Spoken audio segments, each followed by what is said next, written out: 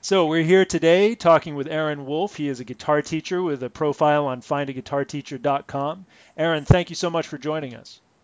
Sure, my pleasure. Maybe you could start by telling us where you're located, what state and what city you're in. I'm in Portland, Oregon. hmm And I live go in. ahead. Go ahead. Well, I was going to ask you, what part of Portland do you teach in?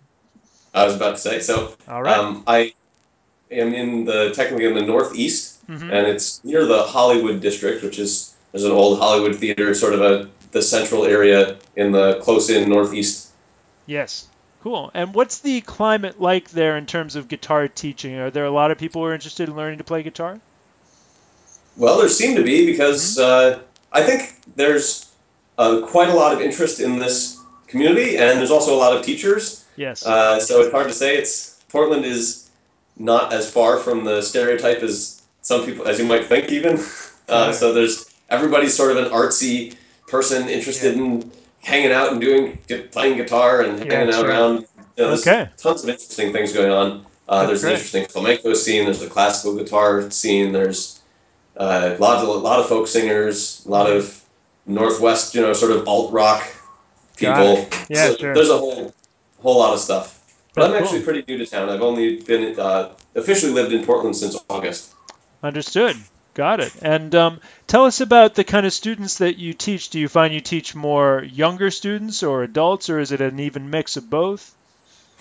Well, most of my students are adults right now. hmm I have one younger student, but most of my teaching was back in Michigan when I grew up and lived in Michigan for most of my life up until last year. hmm And a lot of my students, I'd say probably the majority, were younger students. I had one that started with me at age 3, was my youngest, Wow. who I had the opportunity to teach until I moved from Michigan. He's now 11, Wow.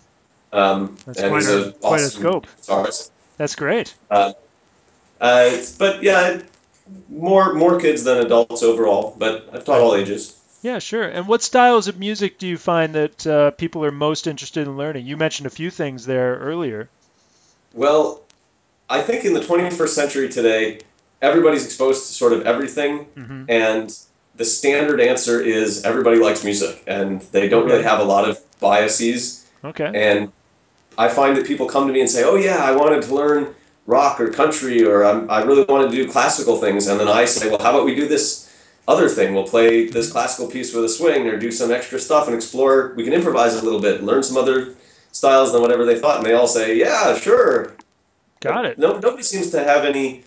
I don't think we really have people who like being in a strict box or have hmm very, very strong opinions on this. Got Everybody it. loves everything these days. And so are there any styles of music that you don't offer, or do you offer pretty much everything? Well, so I have a classical guitar degree, Yes. and that's sort of my training. hmm But I'm also very much an iconoclast, so I'm the classical person who rebels against all of the classical tradition, Yes. and I like exploring all sorts of music from around the world. So there isn't anything that I won't touch or won't try, hmm but if somebody's wanting to do, shred metal stuff or really advanced jazz, hmm hmm there's certain things where I will say that's not something I have any expertise in. Yes. Understood. And if you could tell us, you've already said a few things, but if you could give us just kind of in simple terms, what is your approach to teaching guitar? So over the years, I have found that I've gotten more and more towards sort of the science of music Okay. and music psychology. I Mm. actually almost started a PhD program doing some sort of cross-cultural musicology with a science sort of focus.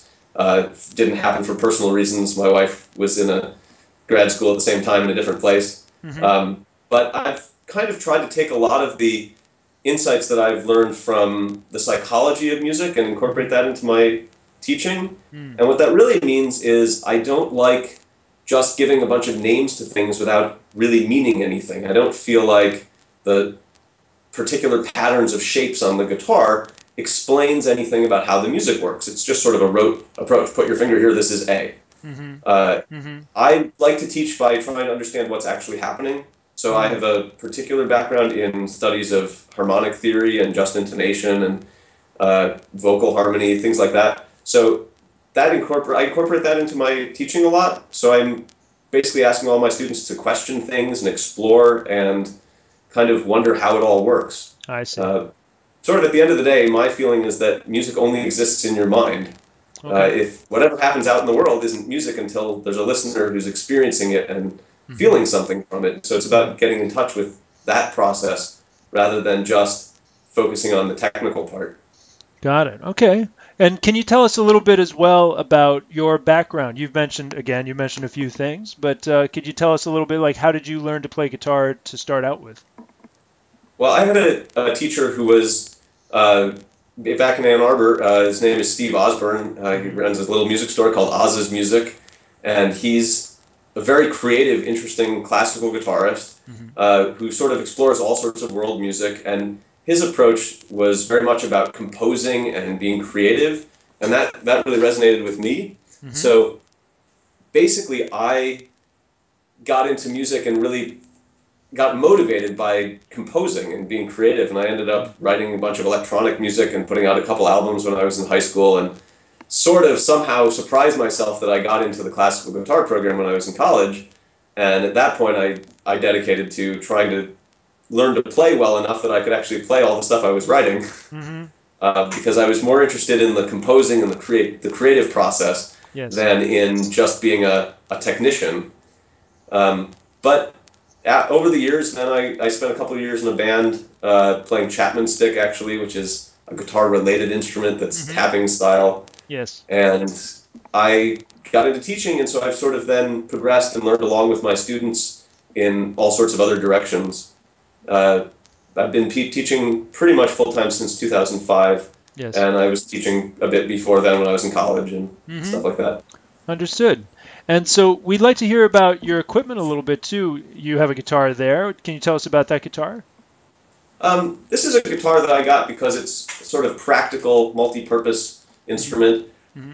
I've always played classical guitars, and even though I like doing blues things and pretty much exploring any style, I'm just most comfortable with and have generally used classical guitars. This one's actually a flamenco guitar. This is the Gypsy Kings Cordova model, and Yes. it's sort of an affordable, kind of has all the features. You can plug it in. It's got a built-in piezo pickup and a Yes. little condenser mic thing. Maybe it's Uh-huh. not a condenser, but it's built into with the pickup as well. Yes. So it's sort of a versatile Hmm. guitar, and it's very practical Yes. because I have a crazy expensive classical guitar that I don't play much, Hmm. and Hmm. I ended up just I have tried to avoid the thing where everybody wants every guitar in the world, and there's all this consumerism. You can get into trying to own everything, and Hmm. Hmm. I like just having something simple that works for me for most purposes. Makes sense. Sure. And do you offer your students guidance in choosing their own instruments? Sure, but although I do that, my I think the lesson that I teach most often related to instruments is how to make the most of whatever you have, Yes. because it's so easy to sort of lust after the next great thing or the thing with all these neat gizmos and features. And I have Correct. students come to me with what guitars that might even be crappier than most teachers would accept, and Hmm. I say, oh well, this guitar with this terrible action, we could tune it to an open tuning and play slide guitar. Hmm. Hmm. And you can learn how to be musical with whatever you have on hand. Got it. And so the main advice I say is you need to pick whatever is going to motivate you. So if you're going to find the guitar frustrating or you don't like the sound enough that you're going to practice, then Hmm. you're going to not make the most of the lessons. Makes So sense. Makes sense. each person needs to know for themselves what is going to help them feel motivated. And if they're motivated and they have the right attitude, you can make music with anything. Makes sense. And can you tell us also about how you set up your lessons? How often do you work with your students and what do you charge and that kind of stuff? Sure. So I usually do weekly lessons, Hmm. which is just the most standard in our culture, of course. And sometimes I do every other week, and I Hmm. work as hard as I can to try to be flexible because I appreciate that people have busy lives and do all sorts of different things. And if I can adapt and make it work for them, as long as they're putting in the time and making it worthwhile, Hmm. I try to be flexible. Most of my students do every week, regular time. Hmm. I do $30 for a half hour, 40 for 45 minutes, or 45 for an hour. And I usually tell my students, even though I'm not sure that this is a smart thing for me to do or not, I usually tell them that the truth, that if I don't have another student immediately following, I tend to teach longer anyway because I like teaching and I Yes. have all sorts of interesting things I'd like to share. Sure. And I also try to offer some discounts for students who have financial need or some other options for bartering and things like that at times. Got it. Got it. Cool. Well, we'd love to hear you play some guitar so we get a sense of you as a musician and artist. Okay. Well, if when I'm showing off to people the different types of things I do, I tend to just throw out this piece that I did, this classical piece that I've studied a lot, which is by I should know his name, but I don't remember it offhand. But it's a South American composer, and this is some classical guitar piece.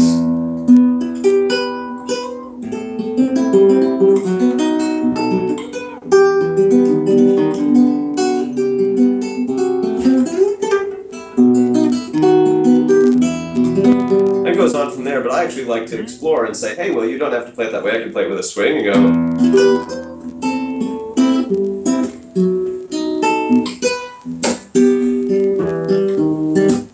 Or I can play around with all sorts of other styles to play. So I tend to like dabbling and exploring different things. That's great. And not necessarily playing in the box of the notes say to do it this particular way. Makes sense. Sure, it's great to experiment.